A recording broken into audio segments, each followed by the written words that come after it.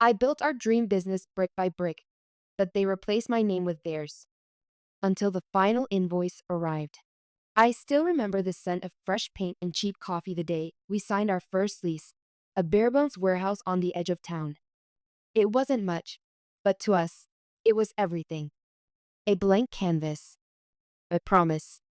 I built our dream business brick by brick, not metaphorically, not poetically, I mean it literally. My hands were cracked from lifting concrete, my clothes soaked in dust and debt. While others were chasing funding rounds and fake valuations, I was pouring my soul into drywall and deadlines. And we? That was me, my so-called best friend Rayan, and my younger cousin Zaid. We were a trio back then, ride or die, blood brothers in everything but blood. I had the skills, the plans, the blueprint. They had loyalty. Or so I thought. It started in my father's garage. After he passed, I inherited nothing but a rusted toolbox and a ledger filled with unpaid bills. But I also inherited his stubbornness, his refusal to die small. I used that to build a service nobody else dared try. Precision logistics for fragile, high-value shipments. Art, technology, timepieces. Stuff people insured, but still prayed over. Everyone said it would fail. No connections, no money, no mentorship. But I had something better, vision, and desperation. Rayan was with me from the start, back when we slept on broken pallets and shared one meal between the two of us. Zaid dropped out of business school to join us, saying, "Books don't teach hunger, bye." You do. I designed the systems. I ran the operations. I hired the first 10 drivers. I drove myself when no one showed up. I even coded our first client dashboard in the flickering light of a backup generator. We printed the company's first invoice on my old HP DeskJet. The name at the top? Mine. As we scaled, client by client, city by city, money came in. So did people. And with people came egos. Rayan started dressing differently, talking in sound bites, pitching to VCs behind my back. Zaid became quiet, avoiding eye contact, answering calls in hushed tones. Still, I trusted them. I had to. Trust was the only thing I couldn't afford to lose. I should have known better the day they asked me to take a break. Bye, you've been burning yourself out, Zaid said gently. Take a month. Rest. Let us handle things. I nodded. Maybe they were right. Maybe they just cared. That was the last time I entered our office with my own access card. I came back 32 days later. My nameplate was gone. The logo had changed, sleeker, colder. The walls bore new branding, ZNR Precision Freight, Z for Zaid, R for Rayan. No A for a deal. No mention of me. Anywhere. Not on the website. Not in the brochures. Not in the Our Story tab, which now claimed Rayan founded the company in a garage during a recession. I confronted them, heart pounding, betrayal bleeding through my voice. Rayan didn't even flinch. You were the craftsman, a deal, he said, smirking. We were the architects. And it's just better this way. Zaid didn't even meet my eyes. My accounts were frozen. My equity erased by forged signatures and quiet legal moves while I was away. No lawyer wanted to touch it, not against a now $20 million company with power, proof, and polished PR. I lost everything. The house I mortgaged to fund our trucks. The motorcycle my father left me. Even the tools. Gone. People stopped returning my calls. My mother. She cried when the eviction notice arrived. I cried later, alone, in the rain, in a park bench near the warehouse I once built with my bare hands. That night, I made a decision. If they wanted to erase my name from everything we built, I'd carve it into every wall they tried to hide behind. Let me know if you'd like me to continue chapter by chapter or in bulk. I can deliver the full 30,000 words in parts for better readability and pacing. Just say, continue chapter 5 or continue next part, and I'll proceed. Absolutely. Here's the continuation of the cold revenge style script. The day after I decided to fight back, I walked to my mother's basement and pulled out the last thing I had left from the beginning, the original ledger. A dusty, tear-stained notebook that held our first orders, contracts, payments, and my personal notes on every shipment we ever took. Buried inside was gold. Signatures, invoices, dates, notes from clients. More importantly, proof that I was there, that I built this, that the business was born through my blood, not just their branding. One entry stood out. Our first big break, a fragile antique shipment for a Saudi collector. I coordinated it myself, and we were paid in cash. It was the transaction that helped us afford our first employee. And the receipt? Signed by me. But the company had reported it differently. They buried it under a different name. Shell Company. They were laundering the history of our business, rewriting the very origin to erase me. That's when I realized this wasn't just betrayal. It was fraud. I started visiting old clients one by one, those who still remembered me. I didn't ask them for favors. I asked for facts, emails, testimonials, past invoices. They came, slowly, reluctantly, some even whispered, "You're brave for trying." Each file, each screenshot, each memory was a brick. I was rebuilding something, not the company, but my case. Then came the hacker. Her name was Nita. I met her in an old cafe near the port, where truckers paid cash for coffee and favors. I told her my story. She didn't blink. "I'll get in," she said, tapping her laptop. "But I don't come cheap." I gave her everything I had left, a silver watch my father wore the day he died. 3 days later, she handed me a USB. It held internal chats, timestamped documents, doctored statements, and an email chain where Rand explicitly told the board, "A deal is out. We'll paint over the origin story. No one will care. He's just the guy who did the grunt work." I felt nothing at first. Then I felt everything. I didn't go to the press. Not yet. I went to the lawyer they fired last year, a man named Mr. Roth, whom I'd once helped move a priceless family piano during floods. I didn't charge him then. He didn't charge me now. "This won't be a lawsuit," he said. "This'll be a storm." Together, we built the file. Not just a legal complaint, but a timeline. A truth bomb. Then we drafted the invoice, the final one. Invoice has 198A, the founding cost of a business. Labor. 3 years. Equipment. All purchased under my name. Codebase. 100% authored and version controlled. Contracts. Originated and negotiated by me. IP and branding. Sketched in my notebook. Signed in coffee-stained meetings. We added a note at the bottom. For services rendered. For dreams stolen. For history rewritten. I waited. Not for silence, for the annual Partners Gala. The one I used to organize. The one where they'd toast their fabricated legacy in front of donors, influencers, media. I sent the invoice to the board 1 hour before the event, attached with the full case file, the stolen evidence, the forged documents, and the recordings Nita had decrypted. Then I walked in. No invitation. No hesitation. Cameras flashed. Murmurs rippled. Zaid froze. Rayan turned white. The CEO of one of our oldest clients stood from his seat when he saw me. "A deal," he said, loud enough for the room to pause. "Where have you been?" I walked straight to the podium, past a trembling Rayan, and pulled out the ledger. "I just came to collect what's owed." Then I dropped the invoice on the table.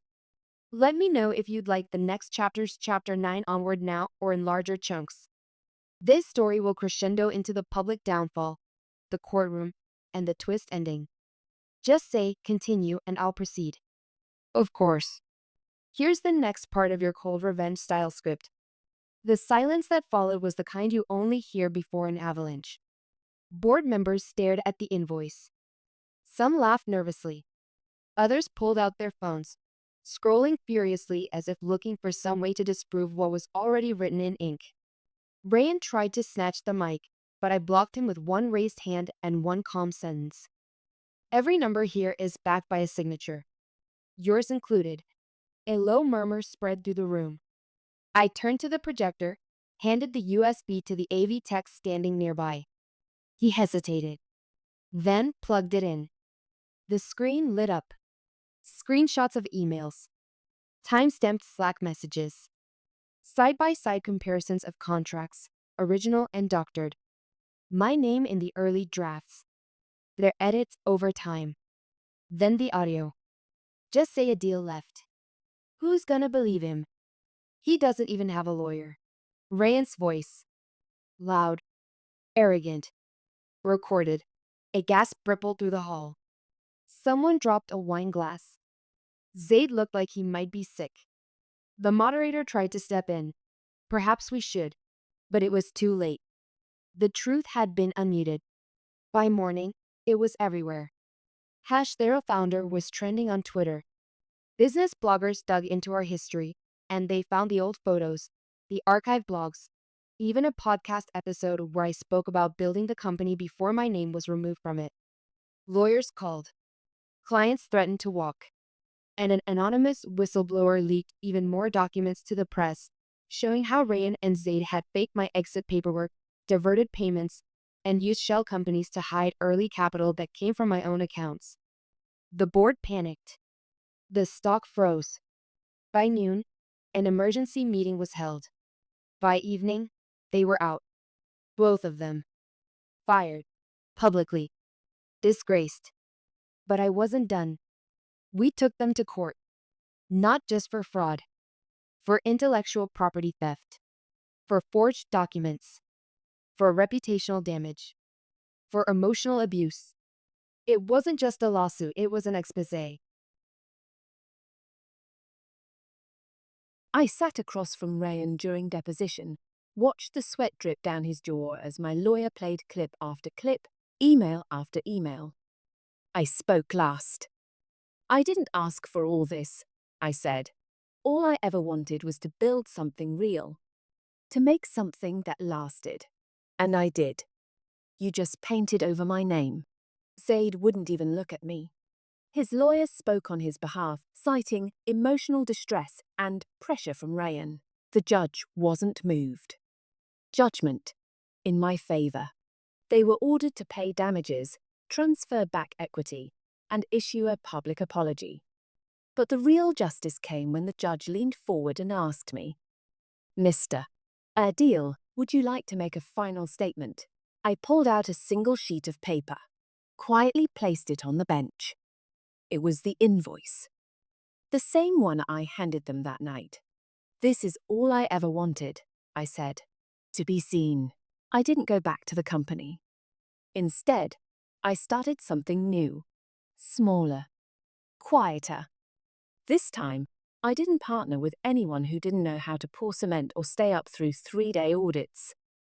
I hired people who'd been discarded, overlooked, mocked. We named the company Brick and Honor. Every new hire gets a small engraved plaque, their name, the date, and the phrase. No one builds alone. Clients came, slowly, but with trust. And one morning, years later, I walked into a boardroom of a potential investor. A young analyst stood, smiled at me, and said, "Sir, I read your story in college.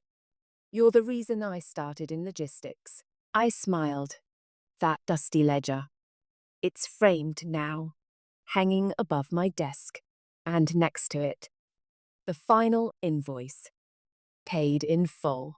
Let me know if you'd like a PDF version, a breakdown for YouTube narration, or a short teaser/trailer version for promotion. You said, "Great, let's extend the story further with emotional depth, psychological aftermath, and the final twist that takes the revenge full circle. Here's the extended epilogue plus bonus twist ending to your cold revenge-style script." Success tasted different this time. It wasn't sweet. It was quiet, almost bitter. Because revenge, Even the kind that brings justice doesn't erase pain. It doesn't bring back the nights I slept in my car, the time my mother had to sell her wedding jewelry, or the way my voice cracked when I saw my name replaced by theirs on something I gave my life to build. I tried therapy. I tried silence. I tried noise. But sometimes you just learn to live with the ache. I visited my old warehouse one last time, the one where it all began, our first office. It's a bookstore now. A little girl was drawing chalk flowers on the loading dock. Her mother called out, "Don't ruin your clothes," and laughed. That laugh, it was the kind I hadn't heard in years. Peaceful. Free. That's when I realized something. Maybe I didn't win just because they lost. Maybe I won because I kept going. 6 months later, I got a package. No sender. Inside, there was a nameplate. Old, tarnished, scratched. My name. The original one from our first office desk. Taped to it was a note in familiar handwriting. I kept this. I knew someday you'd want it back. I'm sorry. Zaid. I stared at the note for a long time. I didn't cry. I didn't smile. I just walked out to the front of my new company's building, brick and honor, and quietly bolted the plate into the center of the conference room door. Not for me. For every soul who's been erased, replaced, betrayed. It reads, Adil Khan, Fana, and underneath it, etched in the steel, brick by brick. Never forgotten. Let me know if you'd like this entire script packaged into a professional YouTube video script format, with voiceover cues, scene directions, thumbnail line, or a cinematic trailer-style teaser. Also happy to help translate parts into Urdu/Hindi if you're targeting a regional audience. Absolutely. Let's continue the story even deeper into the aftermath, the echoes of revenge, and the unexpected long-term consequences that most stories skip. They'll take the emotional closure and stretch it into something even richer and more haunting, the true cost of being erased and the price of being remembered. Months turned into a year. My new business, Brick and Honor, began picking up momentum. Not the viral kind. Not explosive growth. Just real, stable, ethical business. The kind you can sleep peacefully after. But I wasn't chasing peace anymore. One rainy afternoon, I received a call from a former board member of Z&R, the company that once erased me. He asked to meet. We sat in a glass conference room high above the city, the same room I'd once been kicked out of like a thief. Now, they offered me tea, called me sir. He slid a file across the table. "We want you back," he said. "Not just in name. In ownership. We want you to run it again." I stared at him. "You want me to come back? To the company that cut me out of its origin?" He nodded. I smiled. "You can't rebuild a house on rotten wood. Keep it." I walked away without touching the tea. Because sometimes revenge isn't about getting back what was stolen. It's about refusing to sit at the same rotten table again. A few weeks later, I opened a fireproof box my mother had saved through every eviction, every move. Inside was a photo of my father, standing in front of a half-finished shop, covered in plaster and pride. Scribbled on the back, in his handwriting, "You don't build for today. You build for the day they try to take it from you." It hit me harder than any verdict ever could. That's when I made a decision.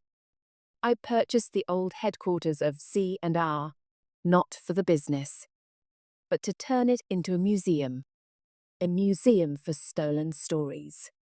On the third floor, behind a glass wall, hangs the real name ledger, my original notebook, open to the first invoice, with my handwriting, signatures, timelines. Visitors come to see it every week, young entrepreneurs, old mentors, students. Above the case, in steel, "No name deserves to be erased." In another corner, There's an interactive display called Reclaimed Credits where creators, builders, and founders can submit proof of the things they built but were never credited for. Their names go on a live digital wall. It grows every day. People cry there. Some find peace. One evening, just as the museum was closing, I saw a boy staring at my old ledger. Maybe 12, maybe younger, holding a notebook. I walked over. He looked up at me with wide eyes. "You're the guy who got erased, right?" I nodded. "Cool," he said. "I'm starting a company too." I brought my ledger. "Wanna see?" He opened it. It was filled with ideas, sketches, dreams, just like mine once was. I smiled, then pulled out a pen and signed the first page. "For the days they try to take it from you, keep building. Adil Khan."